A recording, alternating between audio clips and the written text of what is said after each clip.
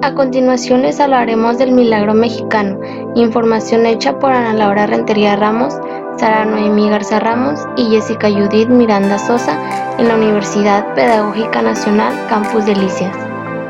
Del año 1946 al año 1970 se inició una etapa. Durante esos 24 años, México vivió un gran crecimiento social y económico. Se trató de un modelo económico que buscaba un constante desarrollo, con una economía libre de devaluaciones. Todo ello para lograr estabilidad macroeconómica. Hasta hoy en día, esa ha sido la época de mayor crecimiento económico en nuestro país. Por ello, se le conoce como milagro mexicano. Pasó de una sociedad tradicional y agraria a una urbana e industrial. Se puso freno a la reforma agraria y se fomentó el ingreso de capitales extranjeros. Todos estos logros fueron conocidos en la década de los 70 como el milagro mexicano. La Segunda Guerra Mundial dio un gran estímulo al crecimiento de la economía mexicana. De 1940 a 1956 se da en México un periodo de crecimiento hacia afuera, basado en el dinamismo del sector primario. Esta política puede definirse como crecimiento sin desarrollo, ya que el número de industrias del país aumentó, pero sin la base sólida que es la libre competencia que le permitiera desarrollarse económicamente. Durante el mandato de Ávila Camacho se observó una notable estabilidad política y un crecimiento económico. Entre 1940 y 1945 el PIB creció a un ritmo de 7.3%, índice nunca antes alcanzado en la etapa postrevolucionaria.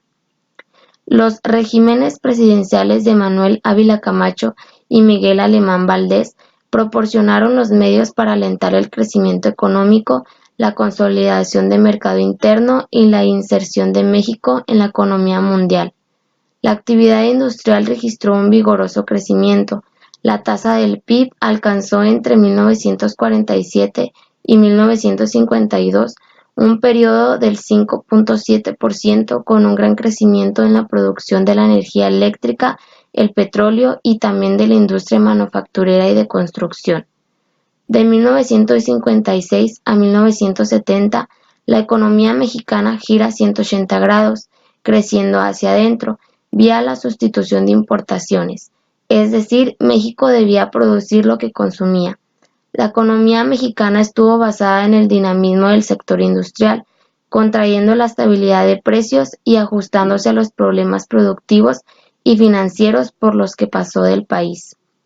El crecimiento industrial en el periodo de 1940 a 1970 mantuvo un ritmo de crecimiento sostenido, aunque basado en un mercado cautivo que le proporcionaba la política proteccionista diseñada por el Estado, situación que trajo como consecuencia el desarrollo de empresas sin competitividad con el exterior que les impidió consolidarse a través de la exportación hacia mercados extranjeros, condición que impediría la creación de una verdadera industrialización moderna e independiente que contribuyera al desarrollo social del México post-revolucionario.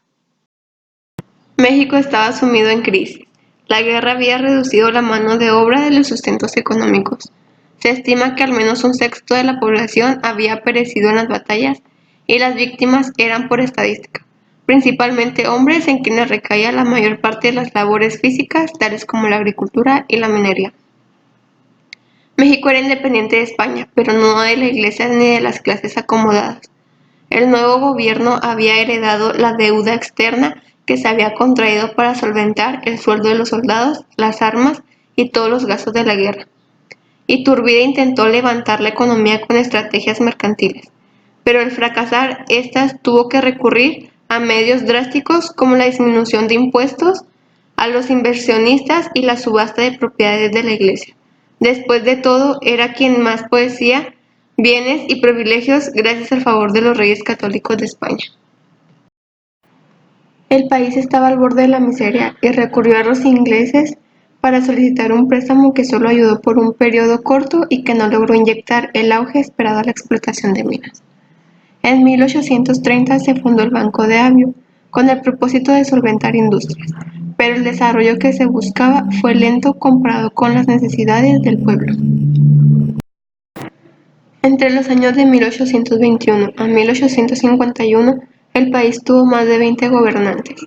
México era un país nuevo, sumido en la pobreza y sin relaciones diplomáticas. México no estaba listo para dejar las revueltas, y los años siguientes estuvieron llenos de levantamientos en lucha por el poder, que terminaron por diferenciarse en dos grupos, realistas y conservadores. Los realistas eran apoyados por Estados Unidos de América y los conservadores eran apoyados por las clases privilegiadas, el ejército, España y Francia. En 1824 se publicó una constitución fundamental de 36 artículos, que establecían que el país sería gobernado representativa y popularmente como una república federalista. Se dio poder y soberanía a los estados para que, aun siendo parte del país, tuvieran sus propios gobiernos y legislaciones. A pesar de que el pueblo era libre de la opresión española, las clases sociales permanecieron marcadas. Los ricos y hacendados continuaban teniendo privilegios y los pobres viviendo en la penuria, víctimas del hambre y del analfabetismo.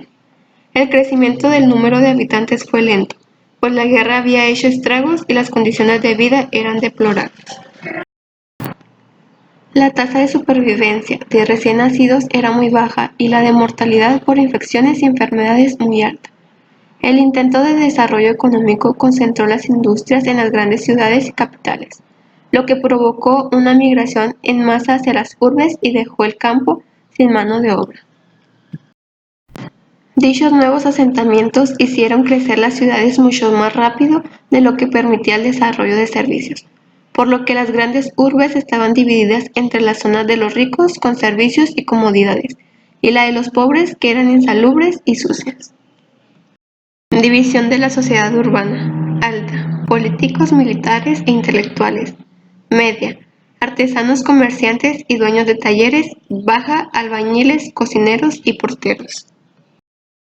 División de la sociedad rural: alta, grandes comerciantes, rancheros y administradores; media, tenderos, artesanos y trabajadores de minas y arrieros; baja, indígenas. En conclusión, el inicio de México como país independiente estuvo muy lejos de las expectativas de los héroes de la independencia. Liberarse de una monarquía opresora no hizo desaparecer los problemas de pobreza. Las fuerzas militares, al ver que no existía gobierno, tomaron un papel importante dentro de la balanza del poder.